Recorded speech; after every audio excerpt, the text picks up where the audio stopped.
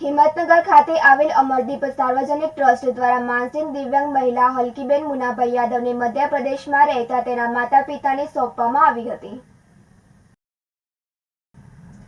અમરદીપ સાર્વજનિક ટ્રસ્ટ સંચાલિત મનબુદ્ધિ મહિલા આશ્રમમાં બિનવારસી મનોદિવ્યાંગ બહેનો આશ્રય આપી પરિવારથી પણ વિશેષ કાળજી લેવામાં આવે છે.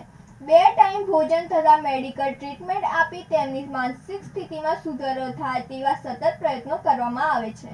સાથે આશ્રમના પ્રમુખ સુરજભાઈ અને ટ્રસ્ટી મંડળના માર્ગદર્શન હેઠળ સેવા સાથી સ્ટાફગણના પ્રેમ, લાગણી અને હૂંફ મળતા તેઓ પોતાના ઘરનું સરનામું બોલતા થાય છે. તેમના પરિવારનો સંપર્ક કરી પુનઃમિલન કરાવવાની સુંદર વ્યવસ્થાનું આયોજન કરવામાં આવે છે.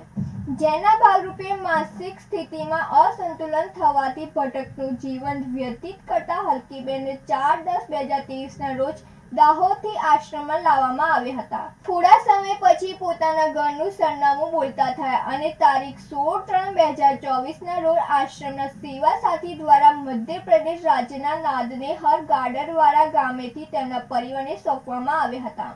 અને હલકીબેન 6 મહિના પછી પોતાના પરિવારને મળતા લાગણીસભર દ્રશ્ય સર્જાયા હતા. બિંદેશ માંડલિયા સાથે નંદિની જોશી, સિટી ન્યૂઝ હિંમતનગર. છેલ્લા 7 મહિનાથી બિનવારસી દિવ્યાંગ અસ્થિર મગજની મહિલા અમને દાહોદ સરકારમાંથી સોંપવામાં આવ્યા હતા. તો અમારી સંસ્થાના અંદર હિંમતનગર લીડર સરપંચ પંચાયત લાગે છે. તે રહ્યા બાદ એમના દવાઓ તથા અન્ય સારું કરવાથી એમની યાદદાસ્ત વાપસ આવી ગઈ.